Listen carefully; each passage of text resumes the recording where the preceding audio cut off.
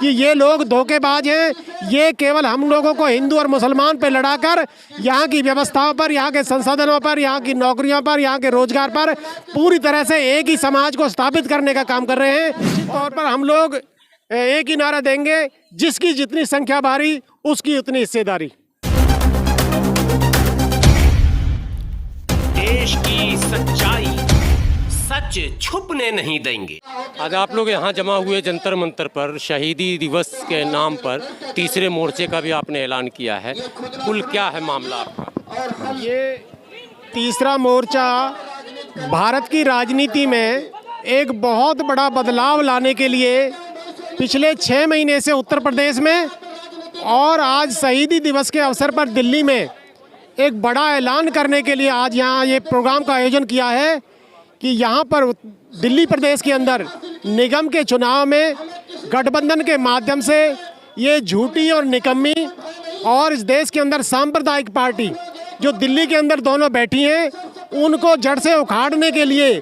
इस देश के 85% जो देश की संख्या में बहुत बड़ी ताकत में संख्या में बैठा है, मगर संसाधनों के नाम पर वो जीरो है, उन सब लोगों ने मिलकर यहाँ पर आज शहीदी दिवस के अवसर पर संकल्प लेकर इस आह्वान को दिल्ली प्रदेश के अंदर इस निगम के चुनाव से शुरुआत करने के लिए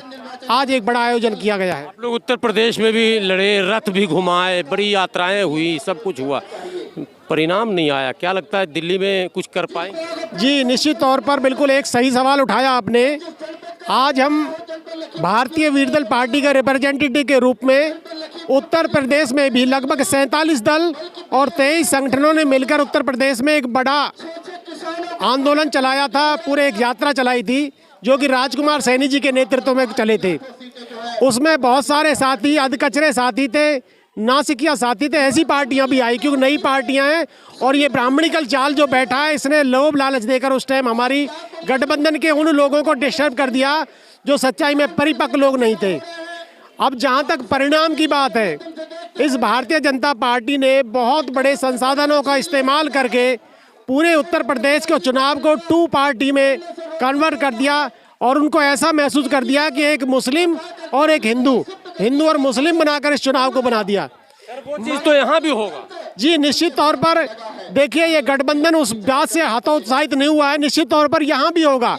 मगर हम अपनी लड़ाई को पूरी मजबूती के साथ जन जन तक, इस पिछड़े समाज के लोगों को, दलित समाज के लोगों को, अल्पसंख्यक समाज के लोगों को बार बार उस ताकत देने का काम करेंगे और उनको भरोसा पैदा करेंगे, क्योंकि हमारी शुरुआत थी उत्तर प्रदेश में और जैसे ही हम लोगों का विश्वास कायम हो जाएगा, इन संसाधनों का पूरी तरह से विश्वास टूटता जा रहा है। इस बात को शोषित वंचित समाज और पिछड़ा समाज समझ गया है कि ये लोग धोखेबाज हैं, ये केवल हम लोगों को हिंदू और मुसलमान पे लड़ाकर यहाँ की व्यवस्थाओं पर, यहाँ के संसाधनों पर, यहाँ की नौकरियों पर, यहाँ के रोजगार पर पूरी तरह से एक ही समाज को स्थापित करने का काम कर रहे हैं और ब्राह्मणिकल सिस्टम बैठा है और पूंजीवादी व्यवस्था उन्हीं के हाथ में पूरी तरह संचालित। हिंदू मुस्लिम वाला जो जहर है उसका काट कुछ आप लोगों ने तैयार किया? जी बिल्कुल, देखिए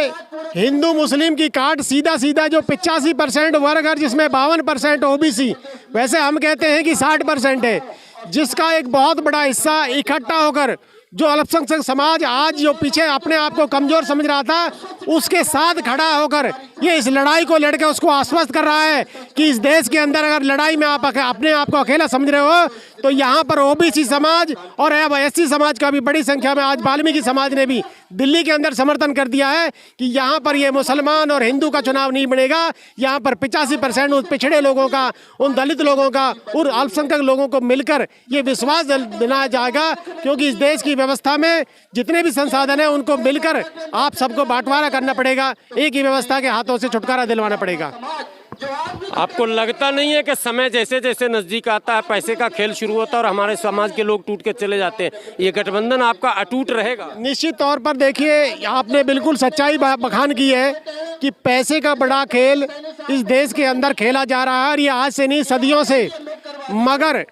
मैंने पहले ही बताया कि यहाँ 60 दल थे, जिसमें से अब निकल कर 10 से 12 दल ये रह गए हैं। ये लोग वो लोग रह गए हैं जो पहले भी अडिग थे और आज पुनः फिर इकट्ठे होकर इस लड़ाई को आगे लड़ रहे हैं, जो न बिकते हैं न रुकते हैं। और आज मैं कहूँगा कि इन 10-12 दलों के साथ साथ लगभग उस समय की जो हमारे संगठन में पार्टियाँ थी, जो हमारे गठबंधन में पार्टियाँ थी, आज पुनः हमारे स्टेज पर फिर आ गई हैं और उनको महसूस हुआ है कि हमने धोखा खाया है और उनको धोखे खाने के बाद अब पुनः संगठित होने का काम कर रहे हैं। का नारा क्या रहेगा आपका निगम में, जनता को अपनी ओर खींचने के लिए कोई स्लोगन, कोई नारा? जी, निश्चित तौर पर हम लोग एक ही नारा देंगे, जिसकी जितनी संख्या भारी उसकी उतनी हिस्सेदारी।